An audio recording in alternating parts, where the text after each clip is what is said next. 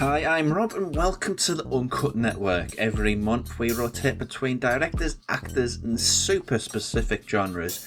We cover everything from exploitation to things your parents will absolutely approve of, relative unknowns to household names, and everything in between. The Uncut Network is the movie podcast with all the niches, and to cover all of those things and more, I'm joined by two people, which this is probably going to be the last word you hear from me, and the next word you're going to hear from me is, and this is one of those shows, thank you for listening, and we'll see you in the next one. And those two people that will do that and make that happen are Graham, hello there. Hello. And Robyn, hello there. Hiya. So hello, that's the last word I'm saying, right? And then I'll come back in a bit. I was going to warn you, Rob, that we are doing British horror movies from the 70s, so everyone in these was on Doctor Who. Normally you can steer us off the topic. Oh yeah, no, this is coming up particularly. There is one film in particular where this will come up a lot, and Yeah. you know the one. Well, that's something to look forward to as somebody who doesn't like Doctor Who or anything about it. Oh, get ready. But yes, this week we are talking about 1970s English folk horror. I imagine we'll sort of dart around the other decades around it because it was prevalent, I'd say, from sort of late 50s to the late 70s, that sort of window Yeah, and then in the of time. 80s, everything died. In the 80s, everything. You want UK horror? You get one a year. That's it. Yeah, in the 80s it was like, we had all those horror movies, but now we'd much rather you just watch people be miserable. Is that okay? Is that a good trade-up? Okay, that's all you're having, so good. Thumbs up, yeah, thumbs up. Yeah, I mean, no surprise that this is what happens when the sitting government decides to make one of your genres effectively illegal. Yeah. Yes, because that is the era of the video nasties list, which is largely American stuff. It didn't really affect a lot of British. A few Italian movies, a lot of American movies, wasn't many British in there. But it's There also... weren't, no. No, I mean, there was Expose, aka The House on Straw Hill, and if you really want to stretch and go into Section 3, there's stuff like Satan's Slave. Well, actually, I'm not sure Satan's Slave is on there, but like Prey, There's a Terror. ton of Pete Walker, though, isn't there? Oh, Yeah. not Pete Walker, nah, Norman Warren. Oh, Yeah. Yeah. Was Rawhead Incredibly Rex on similar. there? I have the feeling that I don't know. Rawhead Rex was on Too there. late. It was 86, that was, so. Whereas Okay. the list stopped being made by like 84. I've got two experts on the podcast today then. Yeah. Excellent. Oh, trust me, this is not what you want. You do not want this. That episode, I'm kicking that one down the line. I think I could get a couple of a month out of the video nasties list, to be honest. But yeah, not today. Not today. Today, yes, 1970s English folk horror. In particular, three films, sort of mid-70s. We have Early to mid 70s. on Robyn's insane recommendation, we have Psychomania. Oh yeah. Get ready. Is a choice. It is and definitely a choice. we also have The Blood on Satan's Claw, and to class the joint up a bit, we also have Penda's Fen. Which I'm excited to talk about. I am very excited Completely. to talk about that one. So how do we want to do this? I mean, on the last episode, Mark penned the term shit sandwich, and we could go for that this week, but What do you I don't want to mean colour by my that? I don't want to colour my opinion too early. So what do we want to go with? Yeah, first? well, I think we could. If I'm interpreting your implication correctly, we could do it again, because I think Penda's Fen is kind of the cumulative point of a lot of the things we're going to talk about. So I would put that to the end. And yeah, we could kick off with one of the unholy Trinity, couldn't we? Indeed. Yeah. Yes, I mean, I was Blood. already... In my head, I was already thinking we were going to do this in chronological order, because I think it pans out quite nicely. The of the devil is disturbed by the plow. The satanic essence of evil wreaks violent and revolting revenge. But it weren't human, sir. They were fur. Then it was an animal's remains. It were more like some fiend. And the evil grows quickly, attacking first the youth of the village and making them the devil's children. Ralph, look. Oh, God, I prayed I'd never see that again. That's what they call the devil's skin. Here goes. Like, sincerely, here goes. Because a lot happens in it. Blood and Satan's Claw is less plot and more vibes. But essentially, it's about this farmer in 1700s England. Well, it begins with a farmer in 1700s England unearthing the skull of something. It is described as a fiend. Not animal, not human, something else. And then weird things start to happen, decidedly, particularly involving the local villagers' children. They start acting odd, and it's chaos. It's just utter chaos. That is the best I can describe the plot, because mostly it is things happen. That's true. It was originally, I was unaware of this until I did the research for this, but it was going to be an anthology feature, which Tigan, like every other British horror studio around this time, had a good line of. And they decided to rework all of the stories into one single narrative, which I think is what gives it that good kind of community feeling. You know, it's a big ensemble film in a way that horror movies usually aren't. It's a portrait of a community.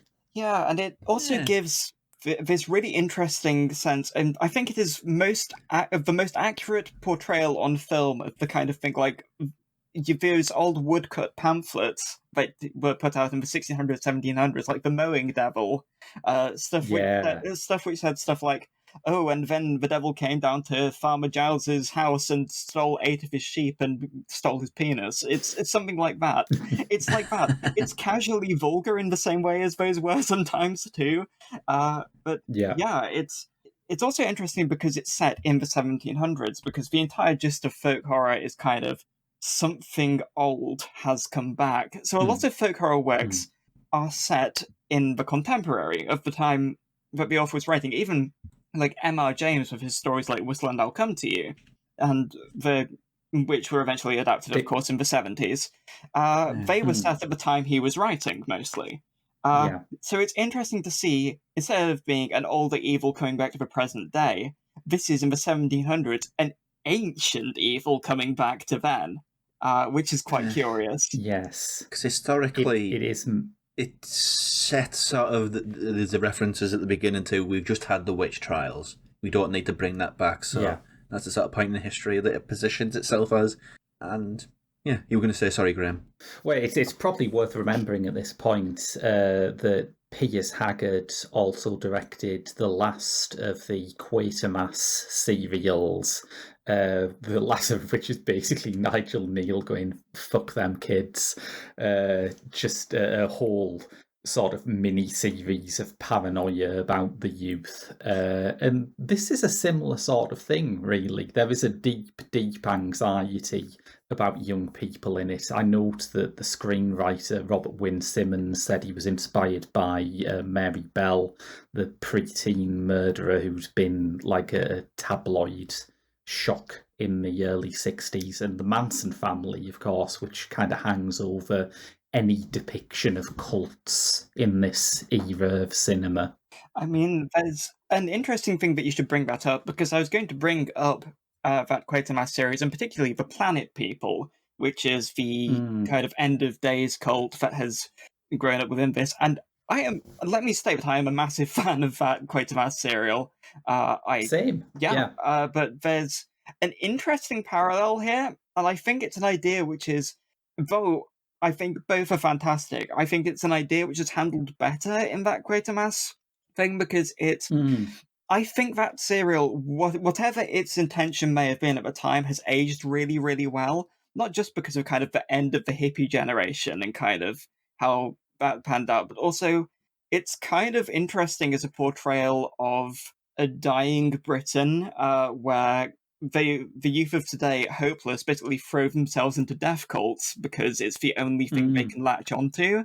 And I feel like, again, there is also perhaps another layer beyond. I mean, I won't say that it's not reactionary in Blood and Satan's Claw. There are elements of playing on these tabloid fears of the youth of today. But there's also an aspect of, I like to think, the idea that, obviously, in the 70s, the whole.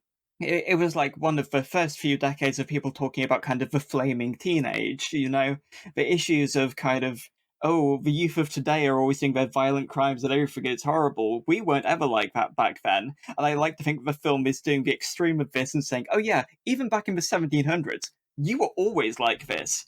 Don't be daft, Robyn. The teenagers were invented in the 1950s, as we learnt last week. True, when I true. bet every bridge possible by having a go at Night of the Hunter. So, you got that out of the way last week. But it's funny, because while I was watching this, I did think this is a pretty good double bill with Battle Royale of all things, because they are both fiercely anti-teenager, like this teenage generation who basically hate everybody who comes above them and just basically screws of them, because, there's many points at this where it suggests it's not real, it's all a fabrication inside the girl called Angel's head. And here's a hint, people, in any movie: if you've got somebody called Angel, it's a bad person, and stay well away from them. Have you seen her eyebrows? Those are not the eyebrows of a saint. Psychotic eyebrows, but she is messing with people, and the sort of little cabal around her, they're all messing with people. Yeah. It's totally just, there's nothing happening here,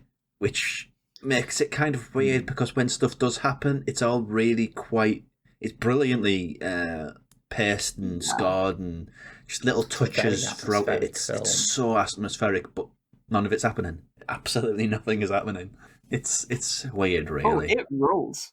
I do like the sense. One of my favourite things about folk horror, and it's also present in like American regional horror of the 70s, is just the time it takes to vibe and kind of take in kind of the location. Because one thing which bugs me in particularly some modern folk horrors, is not getting a sense of a place, of a location, of a vibe, of kind of what's going too on. Far on that.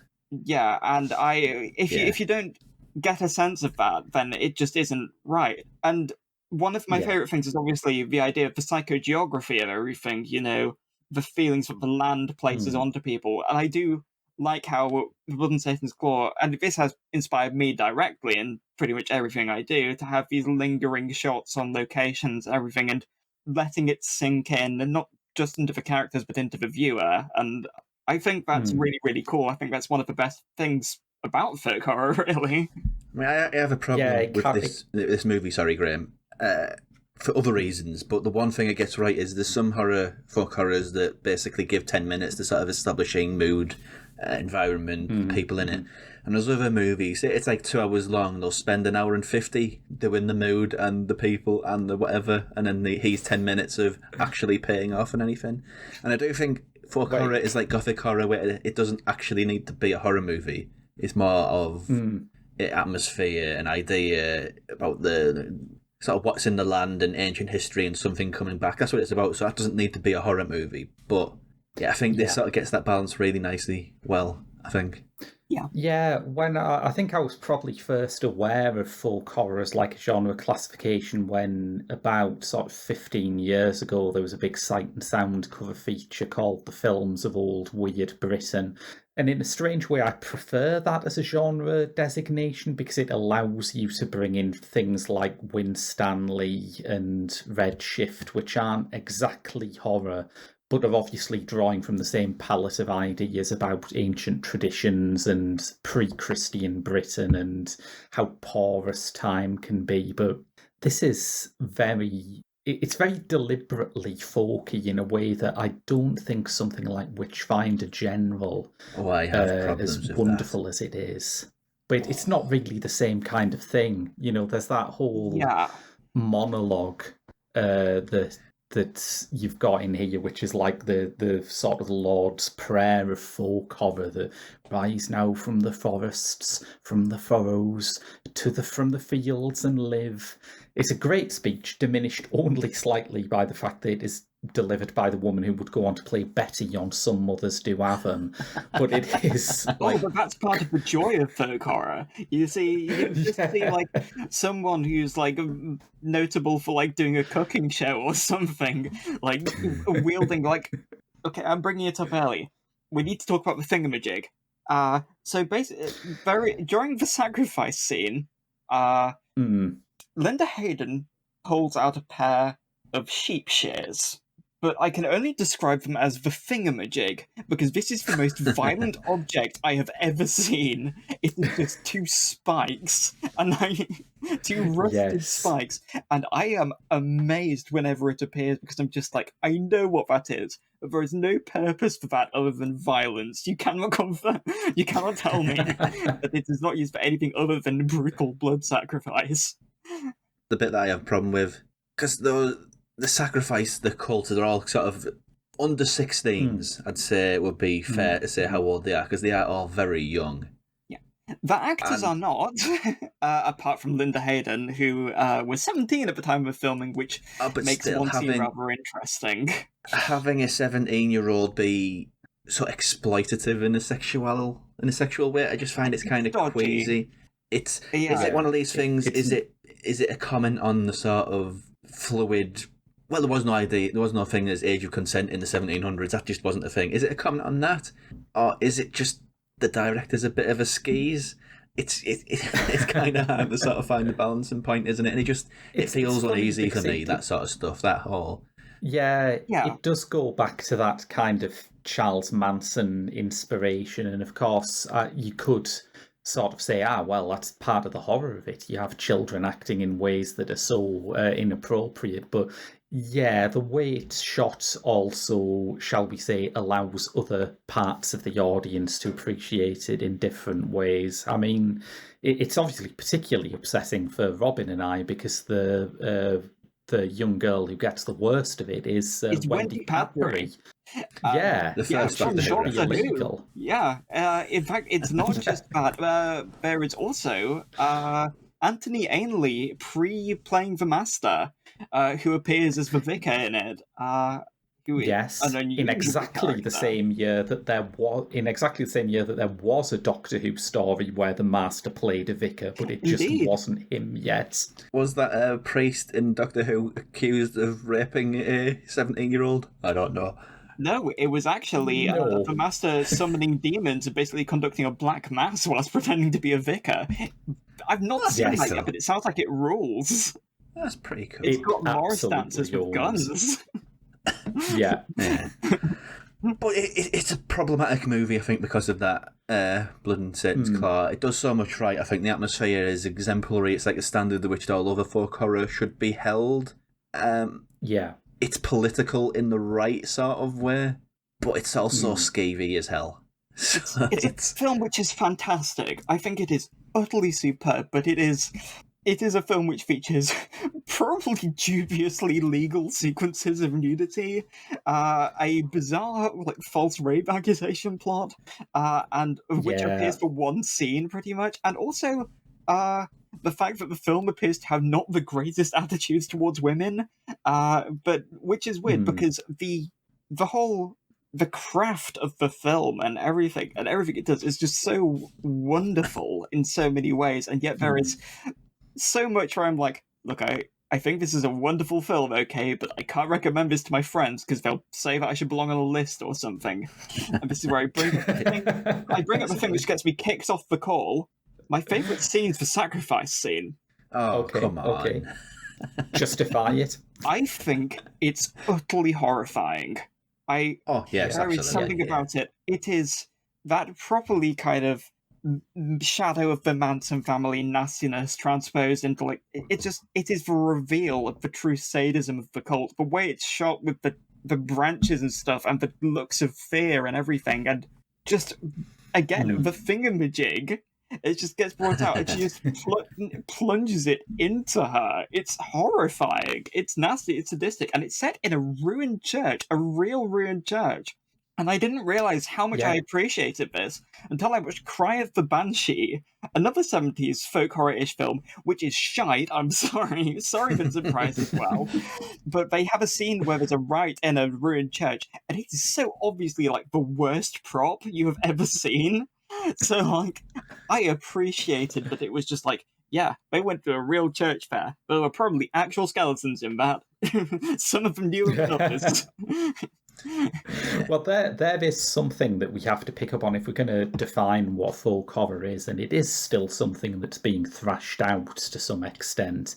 But if you think that just 5 years before this, a British horror movie meant, Hammer, and I love Hammer films, but they're completely different in one crucial way. They're all set on this willfully fake sound stage version of Middle Europe.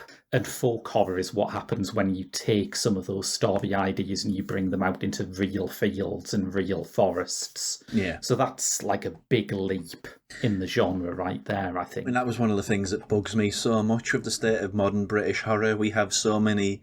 Effectively, here is some friends making a slasher in the woods. Oh, it's somehow got a Winnie the Pooh license. That's weird. But we'll do loads of things like that. Yes, all the live long day. But we've got all these sort of abandoned ruins up and down every corner of this country. Like folk legends. There's just so much that we have, so much history, both folkloric and sort of things that are on the land still.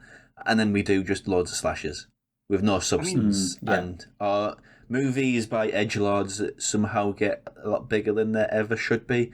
But it's just, there's so much there. And stuff like this points to me, problems and all, to a type of British horror that just doesn't exist. But it could, it really could.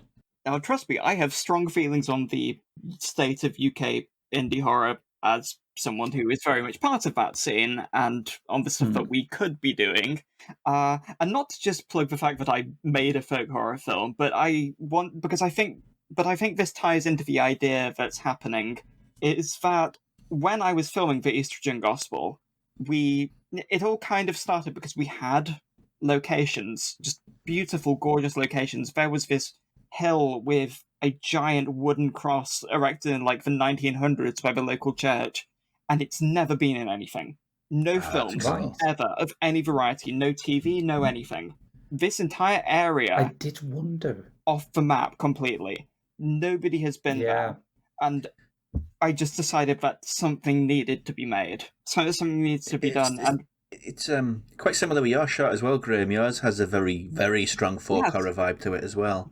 Yeah, definitely. And, it's The Commons is the one that Rob's referring to, which I made a couple of years back. And it's again, part of that thing about authentic 70s folk horror that doesn't come up so much in modern attempts to revive the genre is that it is very, very interested in time. I think Ennis Main is the only thing I've seen that really picks up on that.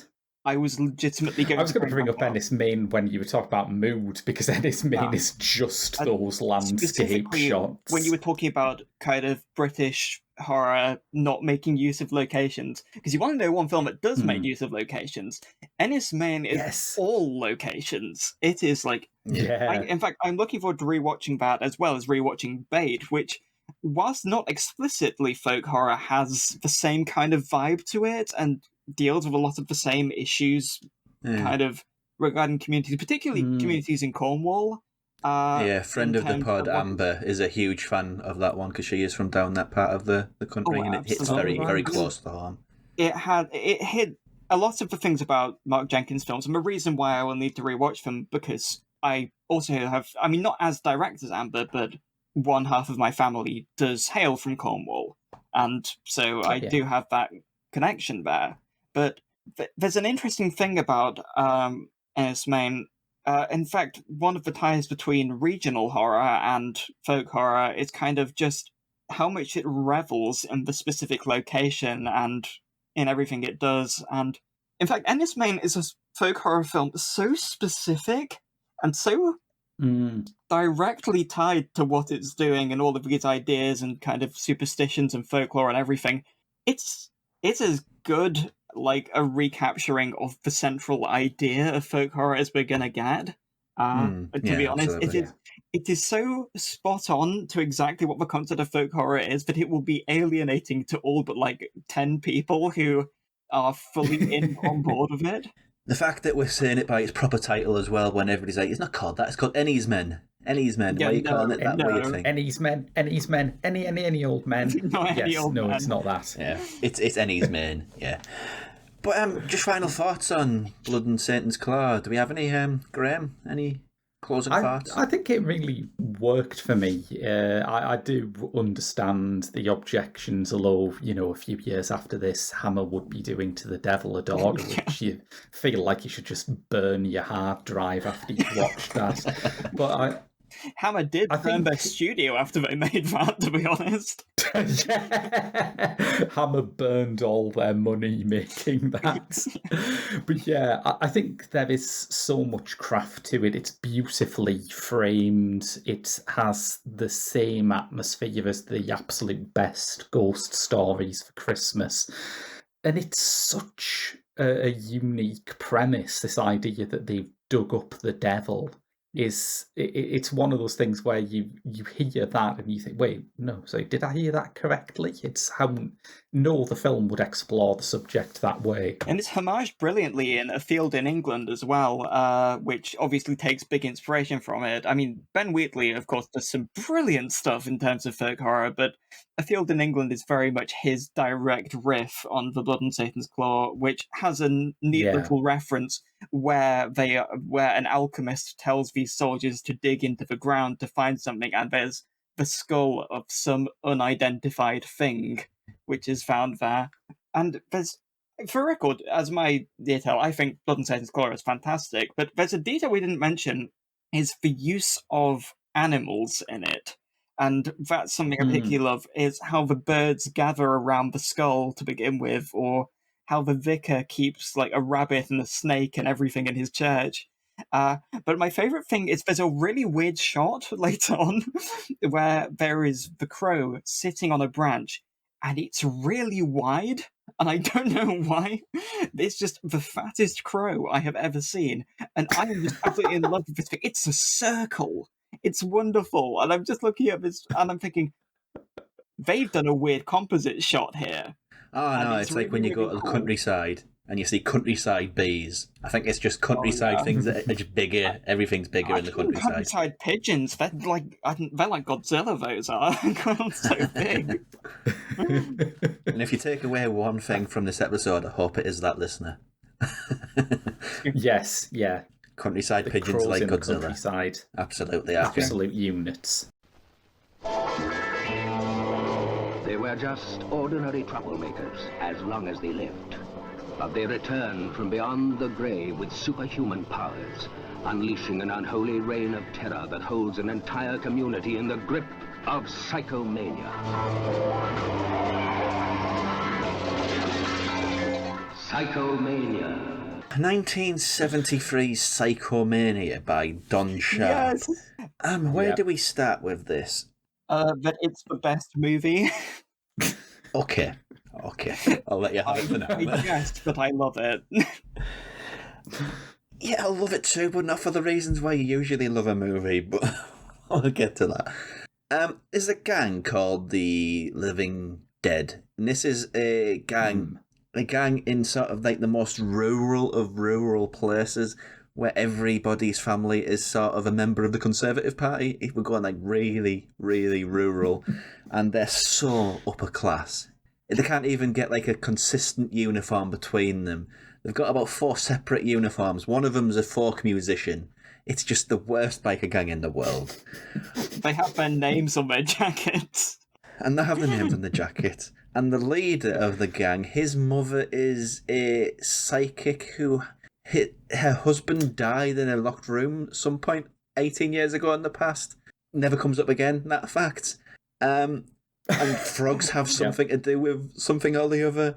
But according to the folklore of that family, there is this belief that if you kill yourself and know you can come back, you will come back. And so this biker gang of the Living Dead, decide in their hijinks. So this is I've got to say this before we get into it. This is the worst biker gang as well. Their crimes are like, there's a YouTube series that are like called Nigel and Marmalade. It's like this little animated thing, and they've got like hobbits that crimes are like sort of throwing ham at people and winking on like balconies and stuff.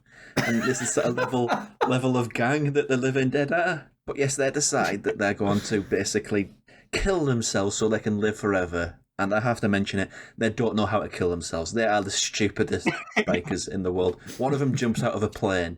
He would be basically a cloud of blood if he decided to do that. You aren't coming back from that. But yeah, yeah. This is one of these movies where I think, what was that TV show that they did in America where they basically have the robot and the weird guy sort of comedy riffing over something?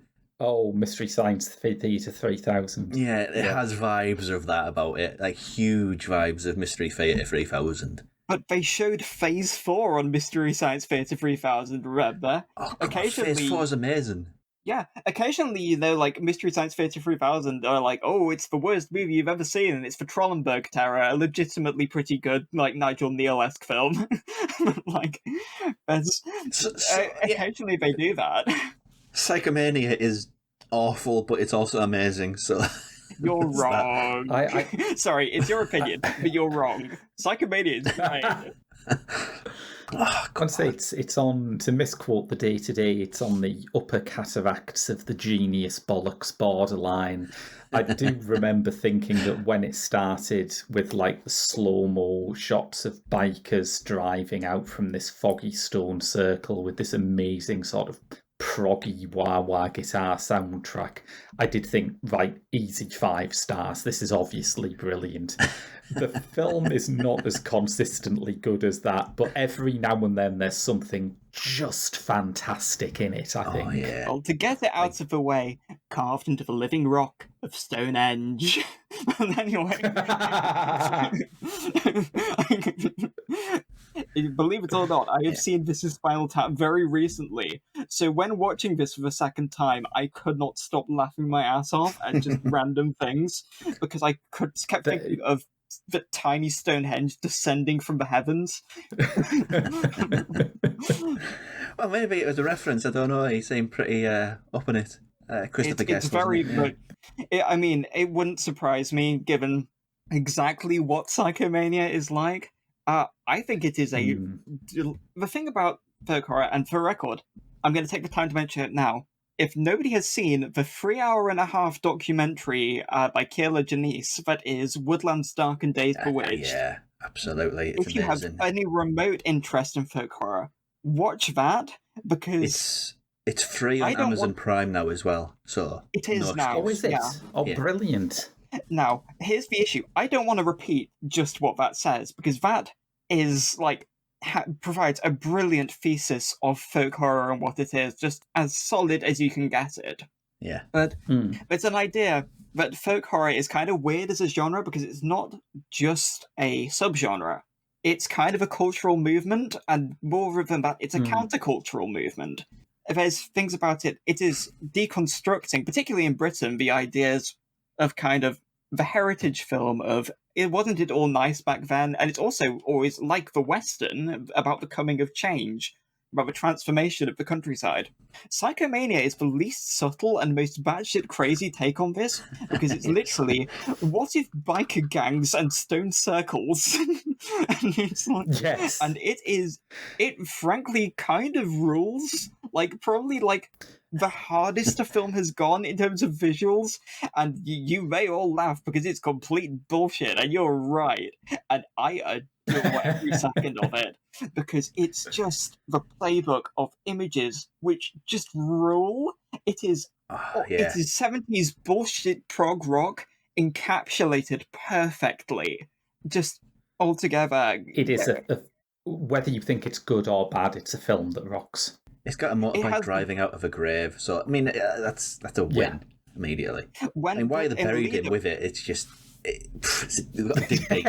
How did they get it down there? I mean, if they knew it was coming back. In the lead up to this podcast, I was thinking, for anybody who's not seen this, because I managed to convince you to watch Psychomania and revel in its glory as part of the Frog Cult, which we will get to. We will get to the Frog Cult.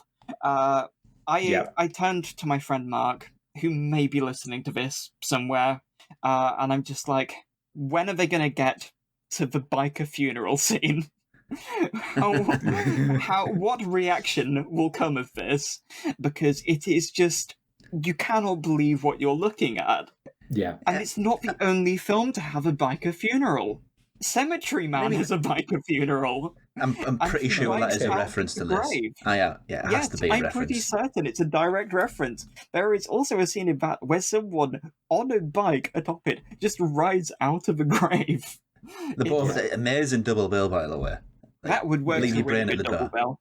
Yeah. Decidedly. But it's like before that biker funeral, there's just a guy sat on a tree and the movie stops for about 3 minutes while he sings this pretty little sort of folk ballad, which is the weirdest moment. I was thinking, this has to be like somebody, doesn't it? It has to be a pop screen special, this one, doesn't it? It has to be.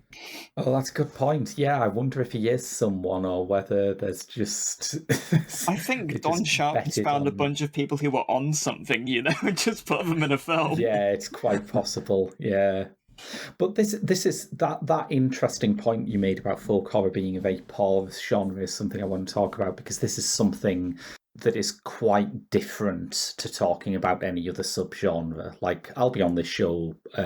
I hope you don't mind me spoiling it, Rob. I'll be on the show next talking about Westerns. But, you know, by the time I got into Westerns, I knew all that. I knew that there was a Western, and within the Western you had a revisionist Western, and a spaghetti Western, and a Zapata Western, and so on. And an acid Western. Horror is a genre.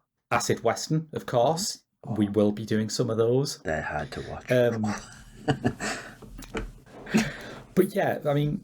The thing with folk horror is that it is a genre that has been assembled quite a long time after the actual films were made. And so you can imagine someone watching Psychomania and not thinking there was anything particularly folkish about it.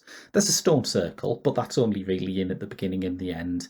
There's a subplot about seances, but the bikers aren't folkish, and, you know, all that side, the zombies aren't folkish, and now, of course, it looks incredibly folk horror because it's so 70s. There's a scene where they go and cause trouble in like a modern new town around the shopping centre, and that is the most cursed landscape in the whole film.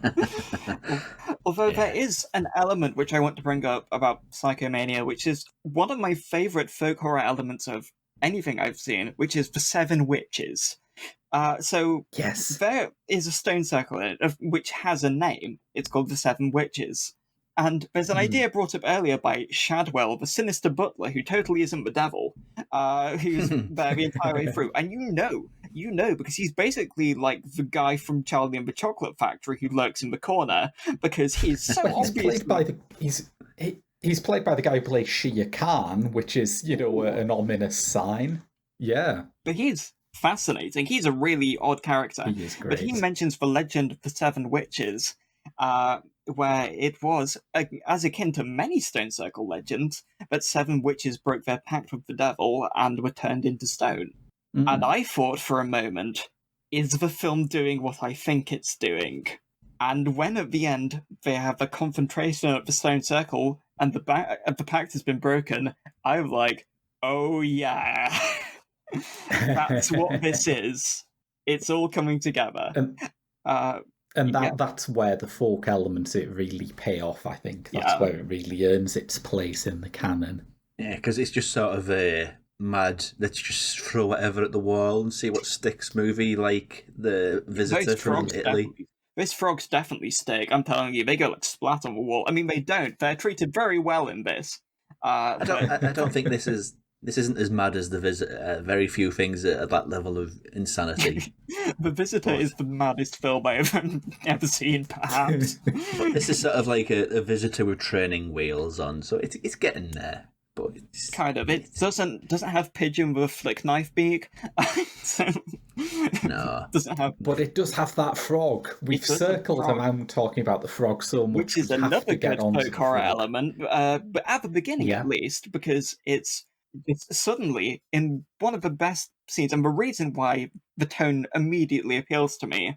The leader of the biker gang is just making out with his girlfriend in a cemetery, and then he just turns around and gets really excited and picks up a frog off the ground, like the roundest, most warty frog you've ever seen. I have to talk about that before we get to the frog. That scene is really, really weird because it plays so heavily. Like he has ADHD, and his immediate next reaction is, "Okay, let's go and commit suicide and become immortal." It's like that is such a weird scene when you sort of think of his character as somebody who has ADHD. It's so weird. It's like, what the hell are they doing in that scene? It's bizarre. Yeah. Because that's how he sort of like his sort of like train of thought just sort of bounces all over the place. Like, he can't stay focused on anything. And then he just decides, okay, we're killing ourselves now, and we're becoming, forever zombies. He's really quick to it as well. It's quite funny. But the best thing is that it quickly becomes apparent that not only are the family obsessed with frog folklore, like Shadowell is so happy to see this frog. And then he's just like, oh, I've forgotten what kind it is, but it's a very specific kind of frog because he's got like frog autism or something. I don't know. I can only assume the devil has frog autism. But basically, then he just, oh yeah, not so spoilers, he's probably the devil. It's never explicitly said, but he probably is. But he picks up There's a this really frog nice sort of frog pendant now. So, yeah, that's true. which is also important. But he picks up this frog and says, "Oh, did you find it in a graveyard? If you pick up this frog in a graveyard, you're either very daring or very foolish." And I'm just like, "Yeah, that rules." Never explain what that means, but it's pretty cool. But it's because the family practice an unspecified religion, which is currently from it's some kind of weird pagan folk religion, entirely revolving around frogs. Yeah, I mean, this whole seance thing, you needed more of the seance thing, because she basically channeled a child's voice, and that's, like, hilarious. It's weird. It's so good. Yeah. Because just a quick shout out to the actress who plays that role, Beryl Reid. Yeah. And she was sort of not taken as seriously as she should have been in her time, I think, because a lot of people knew her as one of the last generation of music hall stars. But nowadays, it's her dramatic roles that have really endured. And I think when she is performing that seance, you can see what a very, very good dramatic actress she was. It's my favourite of her roles. Particularly because one thing I'll point out is, like, laugh as you will at Psychomania, but the performances are really good. Like, it's really, really well acted. Yeah. Like the lead actor, I haven't got the names in front of me, but he said in the making of in the BFI Blu-ray that he basically shot this during the day and rushed to the theatre tonight because he was on sort of a long run in some show. Yeah. Lovely. I haven't got the names in front of me, but yes, he was doing that. So that's why, like, pretty much, it's one of the few horror movies of this era where it all takes place in day. Just basically because they all had that's true. Nighttime jobs, really. I legitimately believe, as someone in the UK horror scene, that we need more Psychomanias. We need more batshit, deeply British, deeply weird films, because we're not getting them, and we need to. Oh man, there was Indicator put out a box set of movies like this. There was I can't remember what it was.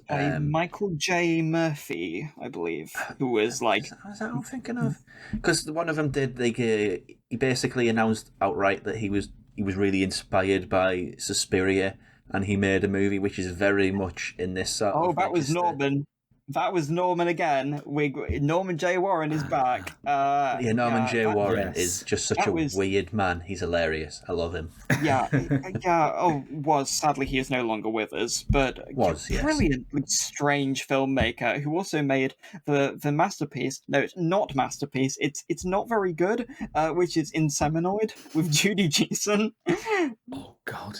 But the thing about Inseminoid, just to drag it briefly off topic for a moment, is that you watch it in the context of Warren's other works and you realise that alien impregnation scene is just a black mass that happens to be shot in space. Yep. But you also watch it and you think, oh, holy shit, this is every single alien abduction movie being sort of invented here. I hadn't realised that whole myth of the alien abduction was just basically...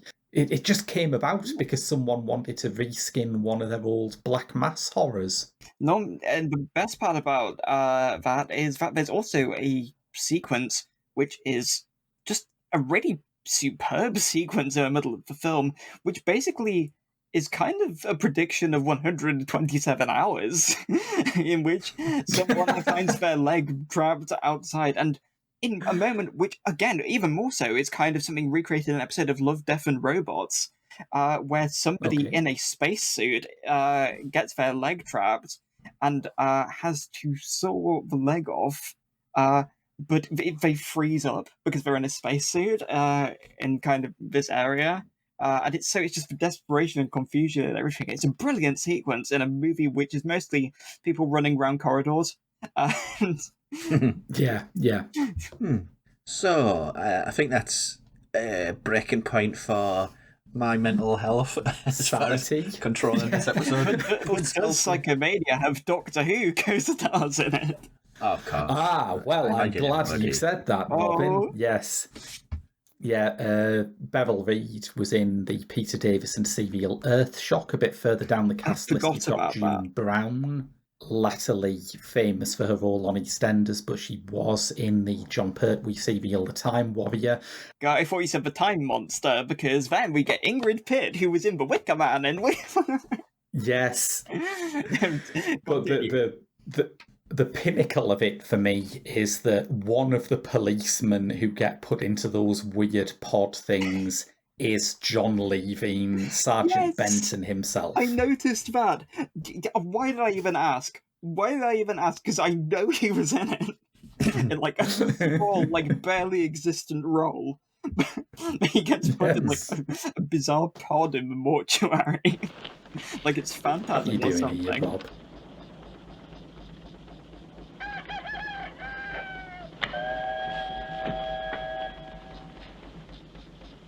Yeah? Is there something I can do for you? Do you have anything to eat? I'm bloody starving. Took 6 hours to get up here in that flipping contraption. Well, you have to forgive me. My kitchen ain't in operation yet, but I could take you up to the restaurant up there if you're hungry enough. I'm hungry enough I could eat a bloody horse. Well, at Sheehan's place, you probably will.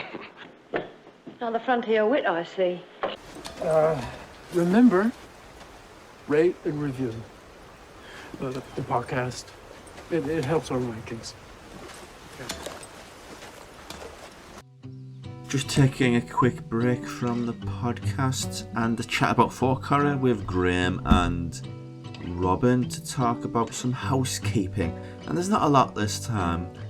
Fundamentally, all that's really going on besides the usual, there's lots of film festival footage, or coverage I should say, coming up pretty soon over on the main site, thegeekshow.co.uk. What else do we have? The spin-off of this podcast, which is Uncut from the video Al, which you can get on Patreon. The link is in the description below. So if you want to support the show, please either do that or for something a bit more straightforward, share, subscribe, rate, review, usual stuff. Because that's incredibly important since every podcast has now become celebrities reviewing their celebrities' friends. So we need those reviews to help us sort of make a mark, really, in the very, very crowded world of podcasting. But yes, the Patreon, Uncut from the video while. Me and Ben got together a few days ago to record the first 2 episodes, which is on Mr. Vampire and Mr. Vampire 2. So if you like Hong Kong action, that's a great one to get involved with, and the link to that will be in the Patreon, and it'll be in the description below, whether you're watching this on YouTube or listening to it on one of the many, many podcast providers. I think that'd be about it, really. So yeah, let's just pass the baton over to a previous recording where we pick what's coming in an upcoming episode, or next week's episode. We're at that part of the show now where we pick what's going to be coming on an upcoming episode, and this is leading us into the second ever genres or decades uncut month. And last time it was 1990s, now we're going to go to 1970s, which for my money is the greatest decade. But it's revisionist westerns. You'd think we'd start with westerns proper, but no, we're going with revisionist westerns. So Simon, Vincent, any feelings on revisionist westerns?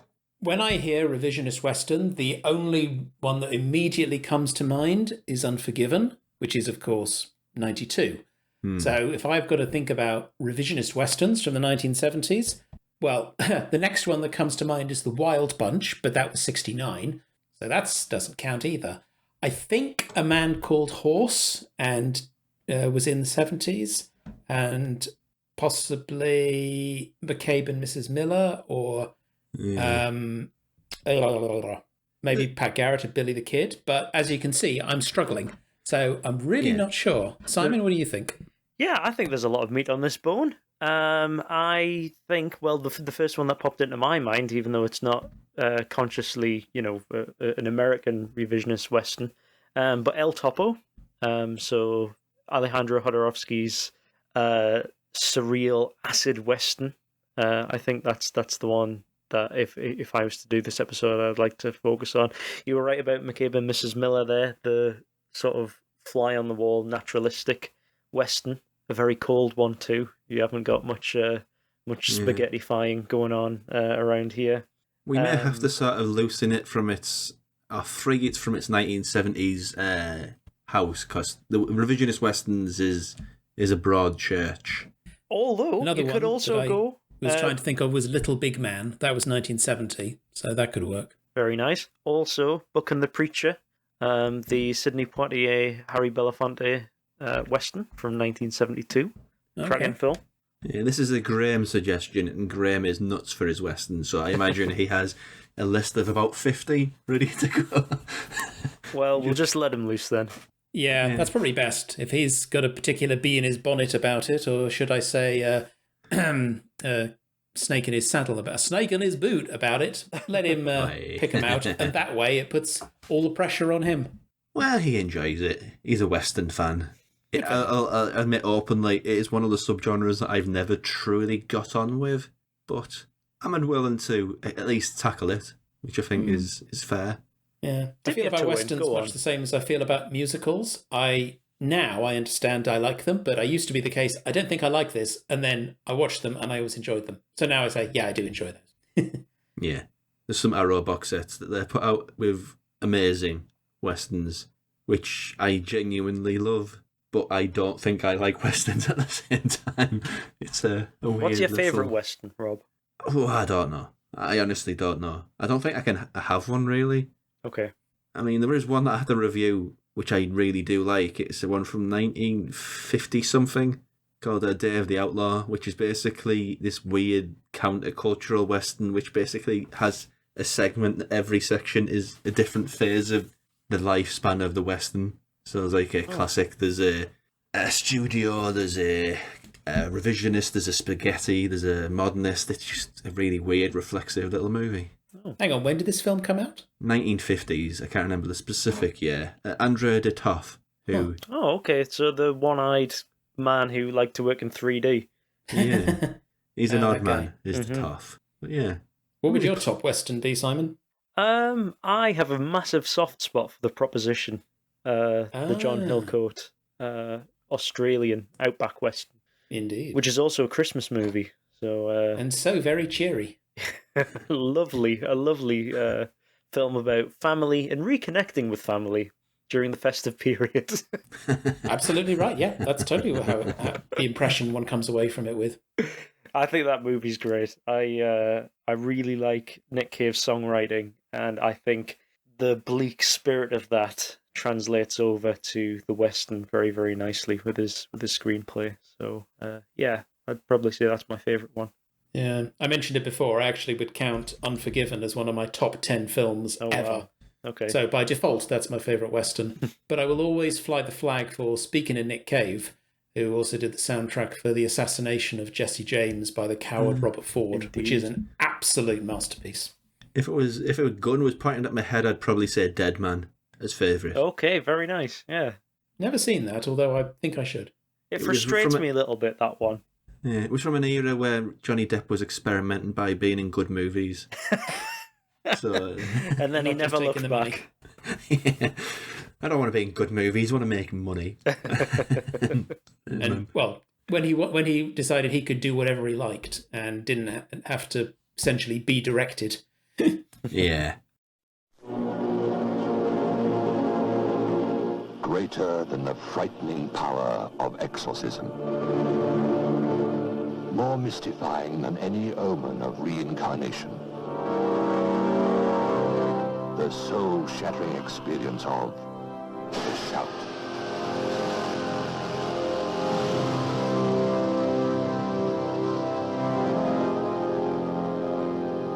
You are looking at a man possessed of baffling powers. His name is Charles Crossley. He's incredibly well read. The power to take the souls of others. Oh, Oh, yes, it's true. If a young man wants a girl for his wife, he steals some trivial possession from her, casts a spell over it, and then she finds him irresistible.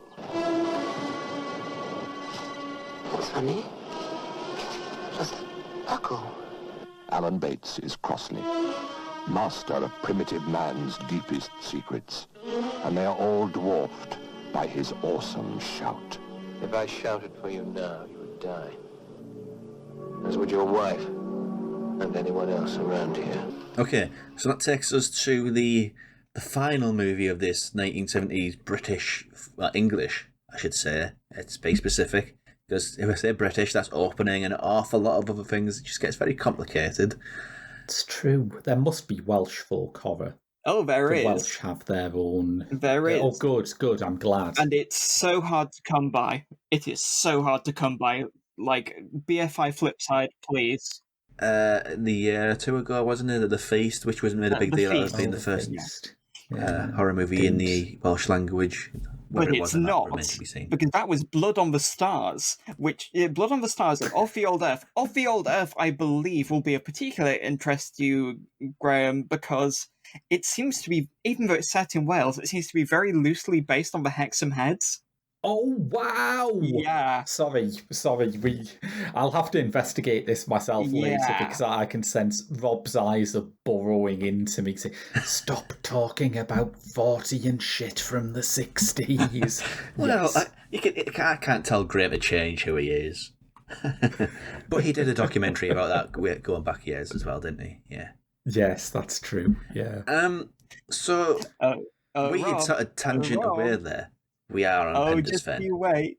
We are on Penda's Fen, but you've brought something up. Allow me to sing you a little song.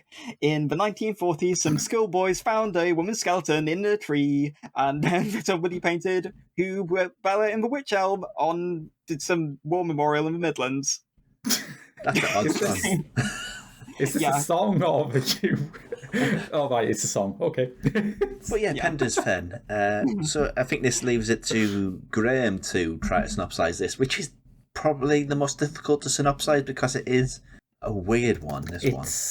Yeah, there's a lot of different layers in this. It was produced as part of Play for Today, the legendary BBC anthology series, which had a history of doing very political, very socially committed things. And in a way, so is this. It's directed by Alan Clarke, who did Scum, Made in Britain, The Firm, lots of very, very gritty social realist things.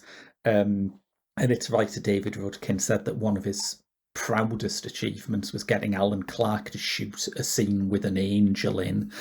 But it's about a young boy called Stephen who lives in Pinvin, which is apparently a real village in Worcestershire. Yep. He is a very traditional boy, a young Tory, basically. He's appalled by obscenity on television. He worships this couple of morality campaigners who were obviously meant to be a sort of Gestalt Mary Whitehouse. He is totally unaware that he is adopted, which comes into play later on, but he is growingly aware that he is in some way queer, that he is gay or bisexual. And this manifests itself in a series of strange visions that then become upsetting incidents in the town around him. People turn up with mysterious burns. He starts to have nightmares about gargoyles and human sacrifice, and it leads him out into the wilderness, into this land that it turns out is named after King Penda, the last pagan king of England. And that's quite an in-depth synopsis, and it hasn't even scratched the surface of this damn thing, really, hasn't it? Oh, yes. Because fundamentally it's diving into a lot of themes and subtexts, theologies and ancient British history and sort of sexual awakening and coming of age. It's just so many things, and so at the same time, which it can be a bit much to sort of condense into one viewing and sort of take away in any sort of meaningful watch, because it is a hard film to watch. I think that's true. Because it's dense. It's denseness rather than it's a hard film to watch because it's bad. So just specify there. Because I'm going to put out my 2 cents here. I think this is the greatest work of folk horror at all, on screen at least, in my personal opinion. I'm going to follow up and say that yes, it is. When I first watched it, I thought it was a flawed masterpiece, largely because, as Rob says, it is such a barrage of stuff that I wasn't sure if half of it worked or not. I've seen it about 3 or 4 times now, and I think this viewing really cemented to me that, yeah, before Robyn sort of jumped on the grenade, I was going to make my own sort of confrontational statement and say, if you watch one folk horror film, watch this above even The Wicker Man. Watch this. I mean, I'm just weird, and my just before my favourite one, I think is also the best one, is Witchhammer, and I'm just weird like that. But I still need to see it. Still need to see it because I've heard that's really, really good. That's it's a great movie. A true day ruiner, but yeah. Completely different movies, I think. Both very political, but very, very different movies.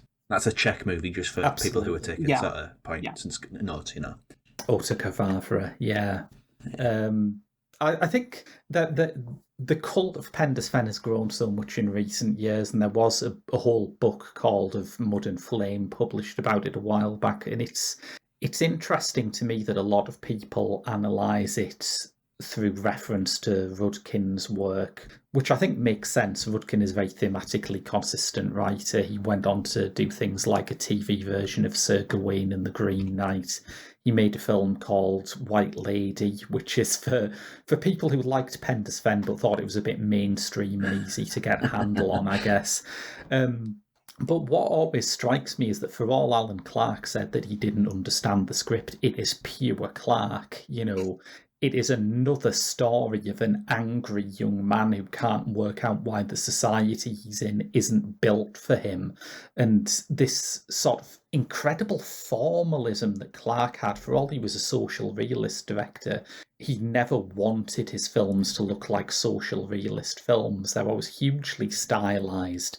This has gorgeous montages in it, really beautiful pastoral scenes, and, of course, several horror images that will absolutely shit you up.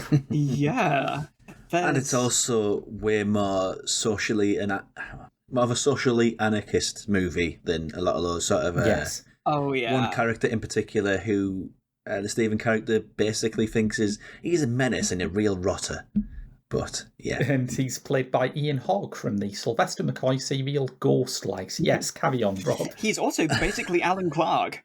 Yes. Character he is basically Alan Clarke. Very true, yeah.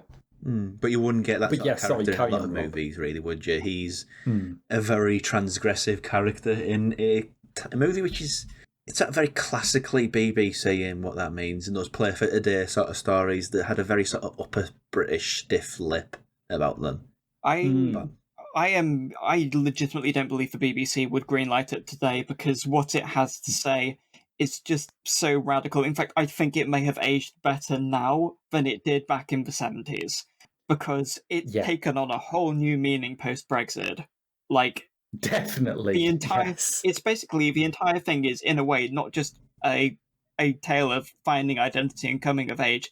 It is about British identity and kind of the dissonance between what we are told is kind of the supposed British identity with the identity of the actual people of Britain, which is complex and made up of so many things. And it all comes from a priest.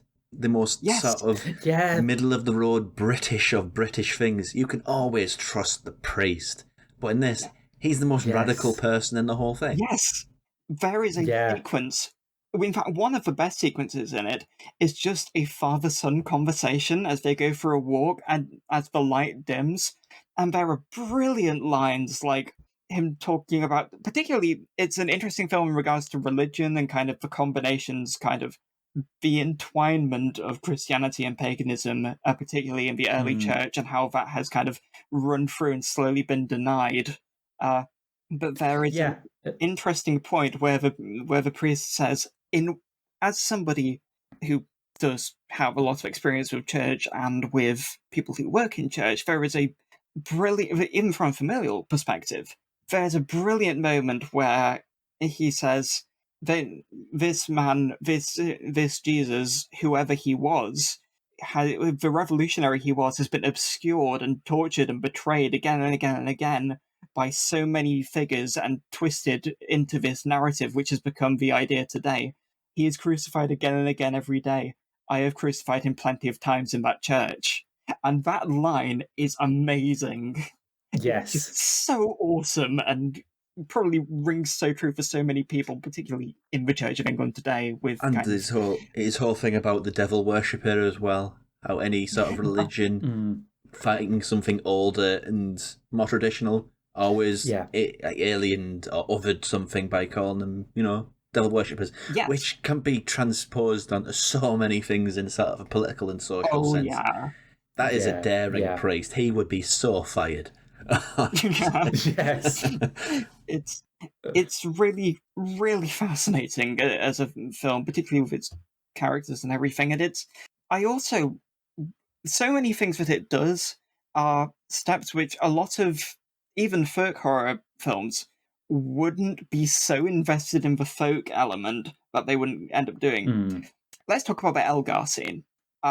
Yes. That scene made me audibly gasp when I first watched it because it is so beautifully written. It's a monologue from the ghost of Edward Elgar, which... It's like an interesting character as well.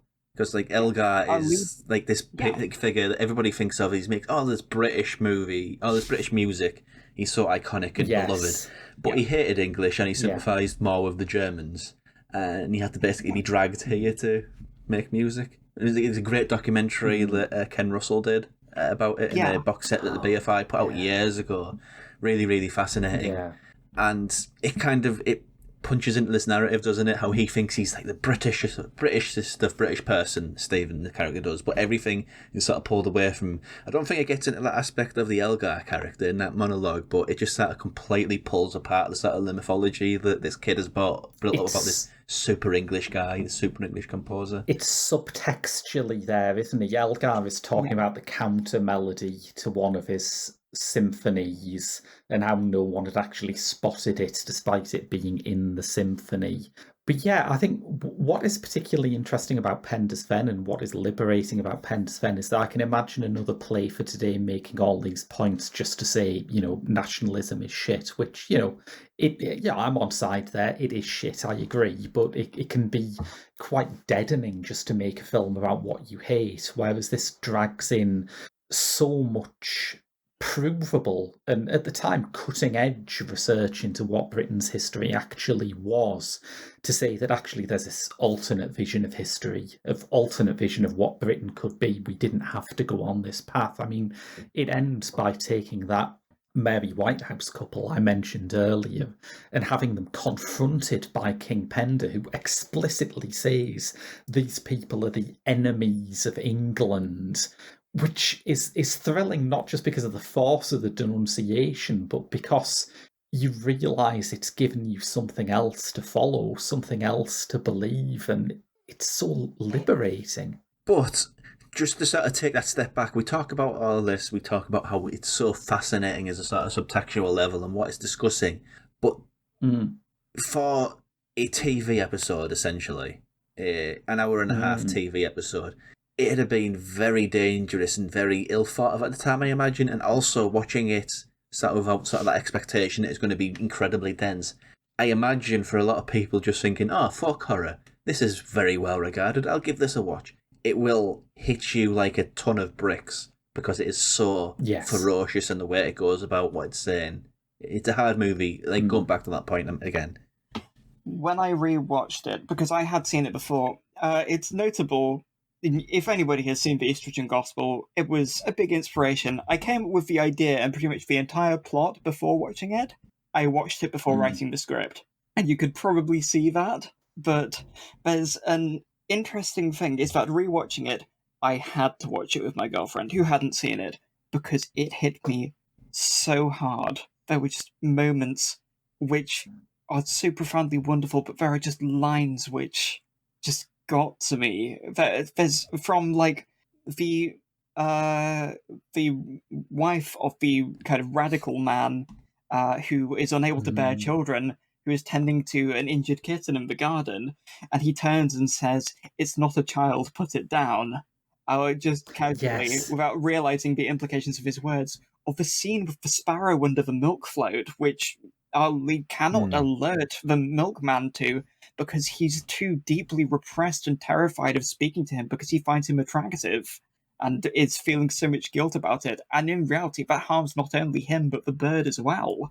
It's, for a moment, so profoundly heart-wrenching and wonderful in this, which it's a masterwork. I mean, horror doesn't have to be engaging on that level, and I think the other two films we've talked about get by perfectly fine, not even trying to be the sort of thing that'll make you cry. But when you see something that is both frightening and deeply emotionally involving and hopeful in its own way, I mean, the nearest modern thing I can compare it to in its emotional palette would be the Babadook, which I think is also I would have incredibly weirdly on Body and Soul.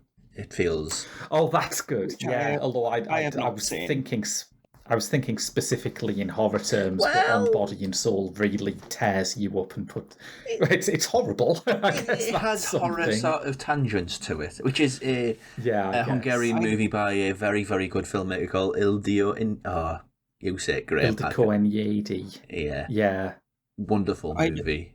About two autistic people basically finding love amidst this abattoir, which cool. I'm gonna have to check that out. It's one of my favourite films of the past 10 years. I adore it. That sounds really good. It feels like there's a lot of spiritual sort of connectivity between those two movies, I'd say, between Penda's Fen and On Body and Soul. Yeah, I mean, weirdly, there's kind of connective tissue between it, even though this is obviously not nearly as hopeful a film, and it is potentially more actively, intentionally harrowing and kind of a spiral into madness. But Penda's Fen almost feels like the analog precursor to We're All Going to the World's Fair in a strange way. Yeah, it does. That's interesting. Which it's very prevalent, that sort of point, because they can both be quite alienating for people who aren't quite on its wavelength. I didn't like We're All Going to the Way. I understood entirely what it was going for, but it just hit me badly. I didn't get on with it that well. And the ASMR person can go and piss right off into the sea. But that's just me. I love that film. It was basically a film of my teenage years, which can concern you as much as it can.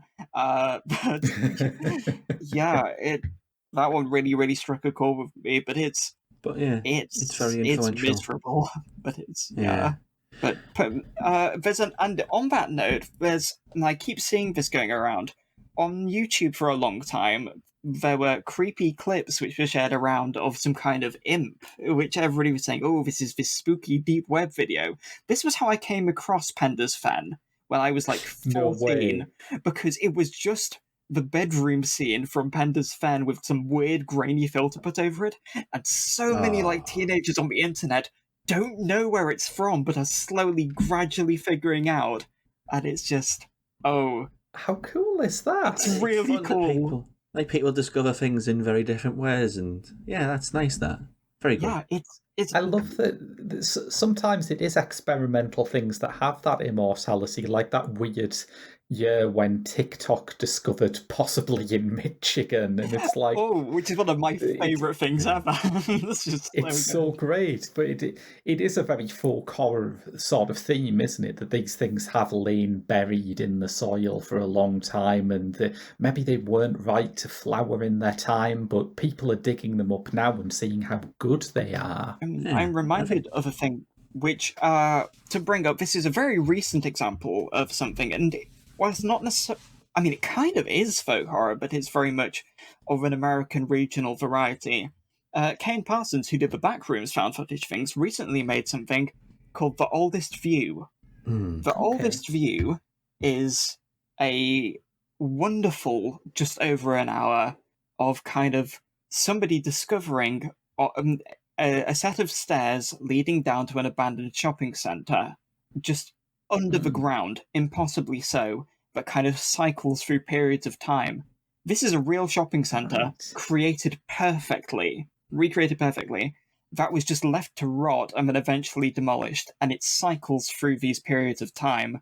But there is something called the Rolling Giant a giant paper and cardboard statue which rolls around of a botanist from France that moved to America, almost as if something older that has been kind of trapped within this kind of... It's kind of like his ghost, it's still within nature and everything, is trapped within kind of decaying dead capitalism all around him. And it's so bizarre and wonderful and growing. But there's a brilliant bit in that where, because this was a real puppet made for a real art show, one of my favourite things, and the reason why I bring this back is because there's a recreated real sign which is perfectly recontextualised, which is there, which says, "We're back. See the giants, hear their stories." And that is just the most amazing thing, because that's the whole thing. We're back. Hear their stories. Yeah, absolutely.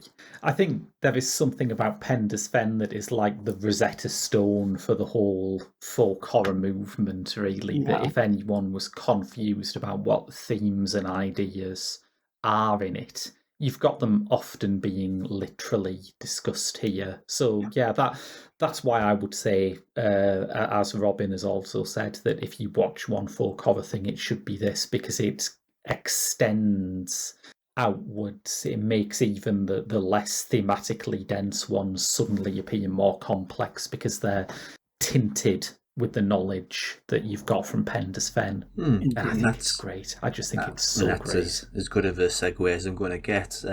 Can't really talk about this in a sort of an extended way, because the whole podcast we've kind of dipped in and out of these movies and talked about folk horror in that extended way. But just to wrap up, just a couple of movies from each of you that I haven't mentioned that would have been good to talk about. And I'm going to get in first because I can't get a word in edgeways of you two. So there's three that I wanted to mention. For record, Graham, go second. I'm just saying, because I don't want to repeat things. One isn't from the 70s, but it's a Jack Turnier movie called Night of the Demon from 1957, which I think is fantastic. We mentioned The Stone Tape, which is a Nigel Neal thing about basically trying to capture a ghost on tape, which is a fascinating idea. Sort of really gets back into the reeds of folk horror. And the other one is, Graham's going to have to help me with pronunciation here. 1970 movie by Jerzy Skolimkowski called The Shout. Have I got that name right? Oh, yeah. I've never been sure about that name myself. I've tended to say it very quickly, is what you do when you're uncertain with something. How I like said that. it is one word. If I've offended anybody Polish that's listening, I'm sorry, but yes. But same for you two. Any other sort of folk horror movies from around that era that we haven't mentioned that you'd like to flag up? One of the real sort of profound texts of it for me is David Gladwell's Requiem for a Village, which I think has scary moments in it, although I'm not entirely sure it's horror. It also has that motif of the dead rising from their graves, but it's almost comforting in this. It's like a very English rapture. And I think it's one of the films that gets that sense of the English countryside as its own form of time travel, of having something to do with deep time. I think Gladwell worked as an editor on some Nicholas Roeg films, so he knows exactly how to cut between like hundreds of years. That's just second nature to him, and there are some match cuts between modern things and ancient things that make you completely rethink the contemporary world around you. I think that you have to talk about the BBC Ghost Stories for Christmas. Yeah. They are great, but don't overlook that there's a ghost story that wasn't part of the official Ghost Stories for Christmas strand. I think it was part of another strand, but it was broadcast at Christmas and it is a ghost story, so it gets, bracketed understandably with this stuff, which is Leslie McGahey's Shalken the Painter. Haunting. Fabulous. That's creepy. Very disturbing film. Nothing really happens in it. It's just all pure dread atmosphere, and it's very few things have got it that important. And I think it's if Requiem for a Village is the ultimate example of playing with time, and Penda's Fen is the example of playing with the genre's ideas, I think Schalken the Painter is the one that gets best that folk horror is about slipping through reality. That it starts off as just a straight documentary about apparently a real painter from, the Middle Ages with tons of dry voiceover, standard open university visuals. And it slowly creeps into being a horror movie that at one point a character comes on who's in a sort of a almost Japanese no kind of theatre makeup. And you suddenly think, oh, this guy doesn't exist in the same universe as the film I started watching. And it's such a skin-prickling feeling when something like that happens, something really uncanny. Sort of low-stakes ghost watch. Yeah, that's good. I'll go with that. Yeah. Robyn? I have a small handful of things which I think are utterly fascinating and worth talking about. Obviously, there is another episode of Play for Today, which is Robin Redbreast from 1970, which is deeply, deeply relevant and strange and really gets under your skin in all sorts of different ways, and it's also fantastic. There's a bizarre David Rudkin oddity for an episode of a show called Leap in the Dark called The Living Grave, which I watched very recently, which is unusual and quite the curiosity, but quite deeply interesting. There's also the singular surviving episode of a show called Against the Crowd, which was written by Nigel Neal, called Murren, which is truly something, and I highly recommend anybody seek that out without knowing anything in advance. The same goes for one of the greatest episodes of television I've ever seen, which I saw around Christmas last year, one of the 3 remaining episodes of the series Dead of Night, known as The Exorcism. That chilled me to my bone and is essential viewing for anybody, even with a vague interest. I think you have to be very distinct when you talk about Dead of Night, because there's so many versions. There's so many. I'm talking about Dead of Night, The Exorcism. You will not miss this one, because there's the 1940s Ealing one, isn't there? Which this is not that. Not to be confused. Which is also wonderful. Not to be confused with that, but which is also incredible. But this is truly interesting, very political take on a ghost story with deep folk horror roots. As for films, and I have to mention these, there are a very small couple of ones which aren't from the 70s, but are English, which I need to bring up for anybody who's remotely into this. The first one is The Borderlands, which is the most brilliantly terrifying piece of found footage cinema I've ever seen. It's properly digging into those M.R. James type things. I fell in love with that film, and it left me shaken for a month. Just a whole month. Second Sight have just announced their big second sightening of that. That looks delightful, and I'm going to try not to claim that one when that comes up at the Geek Show, because some other people need to experience that, because it's just some of the purest, wonderful kind of rural folk horror vibes you will ever get. Talked to the production designer behind that, and he talked about it very, very fondly. He loves that movie a great deal. So it is just, it's one of the best horror films, not one of the best films of the decade that it came out in. And the other one is a brand new film that came out earlier this year that I saw at Horror on Sea Film Festival, which I didn't write a review of for the Geek Show because I am in too deep with that one and would be too biased. But there is a film called The Pocket Film of Superstitions, which I urge anybody who hasn't seen it to check that out, because it is essentially a combo of Legend of the Witches and Hexen by way of Monty Python. And it is one of the most hilarious, delightful, deeply moving, and deeply humanist films on the bizarre nature of kind of the wonderful and weird world of kind of the Fortean and of superstition in the UK. And kind of, it's a movie which is completely it's completely I saw in Graham's love. eyes prick up there. Yeah, of course, yes. It is completely in love with the silliness of humans. It is just is a film which does not. It does not. It will be out. It's a fairly obscure one, but it is just an abject delight from start to finish, and it is a love letter to so many things, but most of all, it is a love letter to how weird humans can be and how we love them for it. It is delightful. Yes, and tons of stuff to fill a watch list there. Is it too late to throw in a recommendation for the Doctor Who serial Image of the Fendal, 1977, Tom Baker? Well, you've done it anyway, so I'm not going to stop here, am I? Yes. Folk horror is a very interesting thing because it's one of these nebulous ideas, like when somebody describes something as Lovecraftian. It's so ambiguous of a thing, but with anything that we've mentioned, I don't think it can go wrong, really. That's a pet peeve, when people say that something is folk horror, and it's not, it's Lovecraft, because this happens so much, where there is like... They don't really cross over at all. Not really, not so much. They are quite distinct when you look into them, and it's just like, there was a movie which... there's been several movies which I've seen over the past couple of years where I'm just like, yeah, that's not folk horror though, is it? That's not, is it? No, it's... Was one of them about 2.5 hours long, made by a deeply overpraised hack by any chance? I'm trying to think of... He's talking about Midsummer, listeners. Graham hated Midsummer.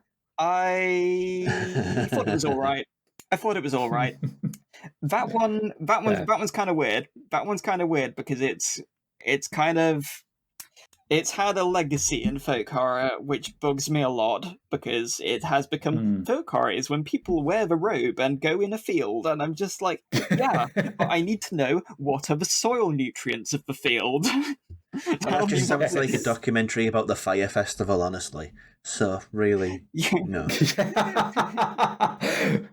Someone's got to make that. Someone's got to make a movie where the Fire Festival turns out to be a ritual sacrifice. Well, I've given you... last episode, I pitched an episode of Father Ted, so I'm getting better at these pitches. So there you go. I could pitch the episode of Father Ted where Father Ted keeps finding bones in his walls. How about that? Keeps finding animal skeletons in his walls from the previous owners who placed animal sacrifices in the walls to keep out evil. Nigel Neal, don't you come back. Nigel Neal, don't you come back and do me like this. Yeah. And on that, I think this show has derailed to hell and back, but we've got to the end. We've circled round. We've got to the end. So, Robyn, where can we find you and your stuff on the internet? You can find me in The Witch Elm with Bella in 1940 when a woman's skeleton was found in a tree. I'm sorry, I won't shut up about that. That happened. Why am I bringing it up? Because I'll never find any other opportunity. But